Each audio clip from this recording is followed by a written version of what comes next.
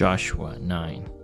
Now, when all the kings west of the Jordan heard about these things, the kings in the hill country, in the western foothills, and along the entire coast of the Mediterranean Sea, as far as Lebanon, the kings of Hittites, Amorites, Canaanites, Perizzites, Hivites, and Jebusites, they came together to wage war against Joshua and Israel. However, when the people of Gideon heard what Joshua had done to Jericho and Ai, they resorted to a ruse. They went as a delegation whose donkeys were loaded with worn-out socks and old wineskins, cracked and mended. They put worn and patched sandals on their feet and wore old clothes. All the bread of their food supply was dry and moldy. Then they went to Joshua in the camp at Gilgal and said to him and the Israelites, "We have come from a distant country. Make a treaty with us." The Israelites said to the Hivites, "But perhaps you live near us, so how can we make a treaty with you?" "We are your servants," they said to Joshua. But Joshua asked, "Who are you and where do you come from?" They answered, "Your servants have come from a very distant country because of the fame of the Lord your God, for we have heard reports of him, all that he did in Egypt, and all that he did to the two kings of the Amorites east of the Jordan, Sihon, king of Heshbon, and Og, king of Bashan, who reigned in Ashtaroth. And our elders and all those living in our country said to us, 'Take provisions for your journey, go and meet them, and say to them, "We are your servants, make a treaty with us." This bread of ours was warm when we packed it at home on the day we left to come to you, but now see how dry and moldy it is. And all these wineskins that we filled were new, but see how cracked they are, and our clothes and sandals are worn out by the very long journey." The Israelites sampled their provisions but did not inquire of the Lord. Then Joshua made a treaty with peace with them to let them live, and the leaders of the assembly ratified by oath. 3 days after they made the treaty with the Gibeonites, the Israelites heard that they were neighbors, living near them. So the Israelites set out, and on the third day they came to their cities, Gideon, Kephirah, Beeroth, and Kiriath Jearim. But the Israelites did not attack them, because the leaders of the assembly had sworn an oath to them by the Lord, the God of Israel. The whole assembly grumbled against the leaders, but all the leaders answered, "We have given them our oath by the Lord, the God of Israel, and we cannot touch them now. This is what we will do to them.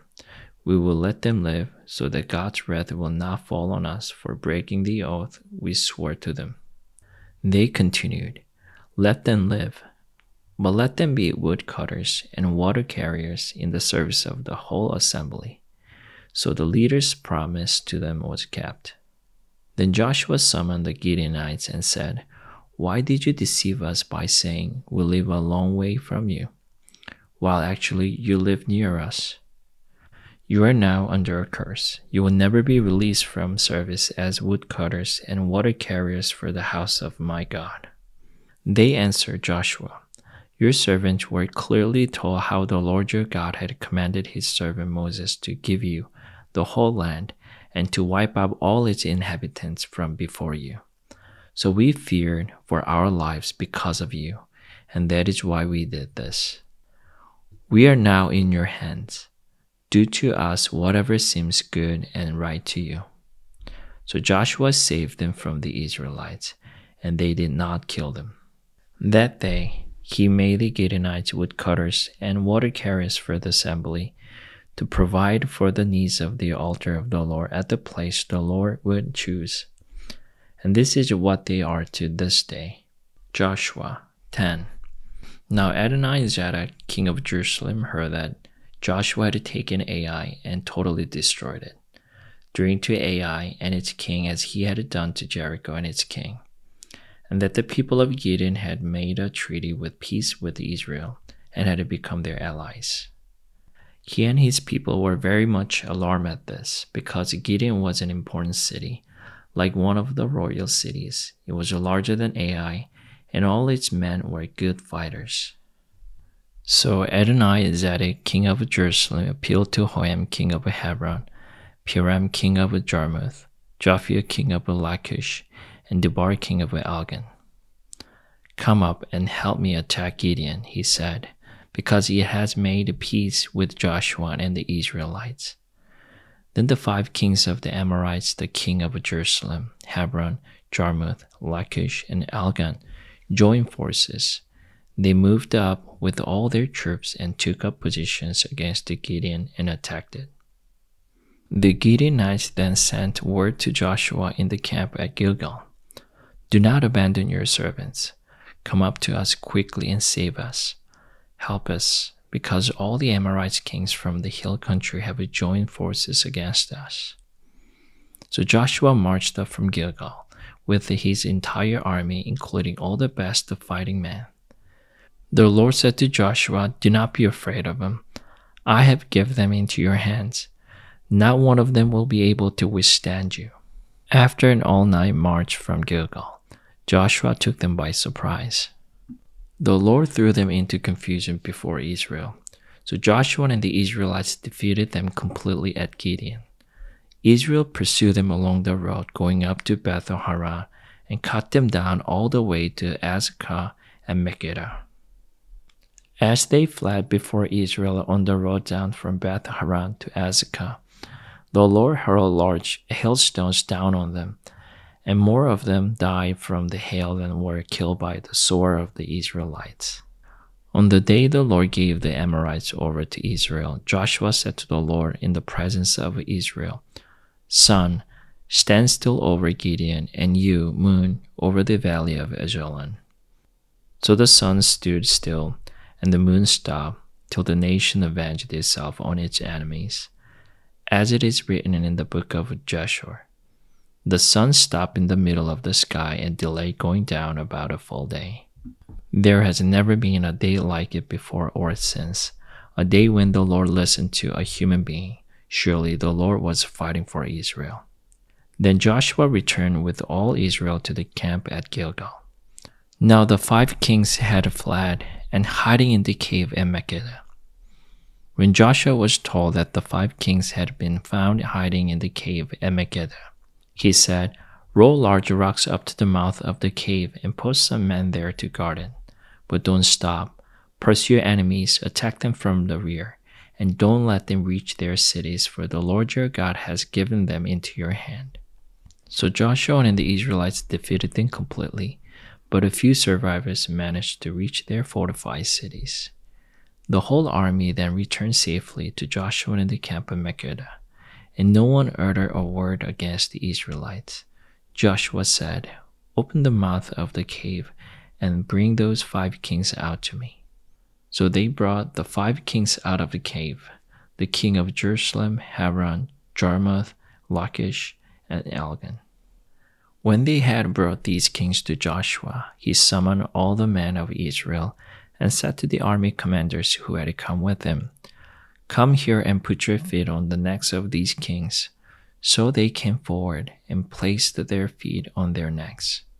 Joshua said to them, "Do not be afraid. Do not be discouraged.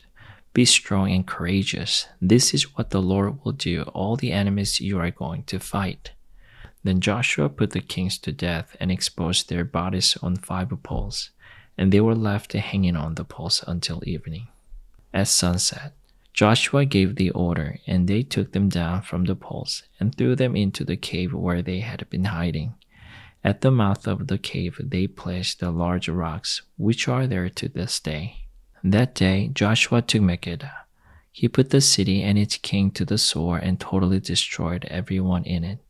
He left no survivors, and he did to the king of Makkedah as he had done to the king of Jericho. Then Joshua and all Israel with him moved on from Makkedah to Libnah and attacked it. The Lord also gave the city and its king into Israel's hand. The city and everyone in it Joshua put to the sword. He left no survivors there, and he did to its king as he had done to the king of Jericho. Then Joshua and all Israel with him moved on from Libnah to Lachish. he took up positions against it and attacked it. The Lord gave Lachish into Israel's hand, and Joshua took it on the second day. The city and everyone in it he put to the sword, just as he had done to Libnah. Meanwhile, Horam king of Gazer had come up to help Lachish, but Joshua defeated him and his army until no survivors were left. Then Joshua and all Israel with them moved on from Lachish to Elgon. They took up positions against it and attacked it. They captured it that same day and put it to the sword and totally destroyed everyone in it, just as they had done to Lachish. Then Joshua and all Israel with him went up from Elgon to Hebron and attacked it. They took the city and put it to the sword, together with its king, its villages, and everyone in it. They left no survivors, just as at Elgon they totally destroyed it and everyone in it. They took the city, its king, and its villages, and put them to the sword. Everyone in it they totally destroyed it. They left no survivors. They did to the Debar and its king as they had done to Libnah and its king and to Hebron. So Joshua subdued the whole region, including the hill country, the Negev, the western foothills, and the mountain slopes, together with all their kings. He left no survivors. He totally destroyed all who breathed, just as the Lord, the God of Israel, had commanded. Joshua subdued them from Kadesh Barnea to Gaza, from the whole region of Goshen to Gibeon. All these kings and their lands Joshua conquered in one campaign, because the Lord, the God of Israel, fought for Israel. Then Joshua returned with all Israel to the camp at Gilgal. Joshua 11. When Jabin, king of Hazor, heard of this, he sent word to Jabin, king of Madon, to the king of Shimron and Akshaph, and to the northern kings who were in the mountains, in the Arabah south of Kinnereth, in the western foothills, and in the Naphtali on the west. To the Canaanites in the east and west, to the Amorites, Hittites, Perizzites, and Jebusites in the hill country, and to the Hivites below Hermon in the region of Mizpah. They came out with all their troops and large numbers of horses and chariots, a huge army as numerous as the sand on the seashore. All these kings joined forces and made camp together at the waters of Merom to fight against Israel. The Lord said to Joshua, "Do not be afraid of them, because by this time tomorrow I will hand all of them slain over to Israel. You are to hamstring their horses and burn their chariots." So Joshua and his whole army came against them suddenly at the waters of Merom and attacked them. And the Lord gave them into the hand of Israel. They defeated them and pursued them all the way to Greater Sidon, to Misrephoth Maim, and to the valley of Mizpah on the east, until no survivors were left. Joshua did to them as the Lord had directed them. He hamstrung their horses and burned their chariots. At the time, Joshua turned back and captured Hazor and put its king to the sword. Hazor had been the head of all these kingdoms. Everyone in it they put to the sword. They totally destroyed them, not sparing anyone that breathed, and he burned Hazor itself. Joshua took all these royal cities and their kings and put them to the sword. He totally destroyed them, as Moses, the servant of the Lord, had commanded. Yet Israel did not burn any of the cities built on their mounts, except Hazor, which Joshua burned. The Israelites carried out for themselves all the plunder and livestock of these cities, but all the people they put to the sword until they completely destroyed them, not sparing anyone that breathed, as the Lord had commanded his servant Moses. So Moses commanded Joshua, and Joshua did it. He left nothing undone of all that the Lord commanded Moses. So Joshua took this entire land, the hill country, all the Negev, the whole region of Goshen, the western foothills, the Arabah, and the mountains of Israel with their foothills, from Mount Halak, which rises towards Seir, to Baal-Gad in the valley of Lebanon, below Mount Hermon. He captured all their kings and put them to death. Joshua waged war against all these kings for a long time, except for the Hivites living in Gibeon. Not one city made a treaty of peace with the Israelites, who took them all in battle. For it was the Lord himself who hardened their hearts to wage war against Israel, so that he might destroy them totally, exterminating them without mercy, as the Lord had commanded Moses. At that time Joshua went and destroyed the Anakites from the hill country, from Hebron, Debir, and Anab, from all the hill country of Judah, and from all the hill country of Israel. Joshua totally destroyed them and their towns. No Anakites were left in Israelites' territory. Only in Gaza, Gaha, and Ashdod did any survive. So Joshua took the entire land just as the Lord had directed Moses, and he gave it as an inheritance to Israel according to their tribal divisions. Then the land had rested from war. Amen.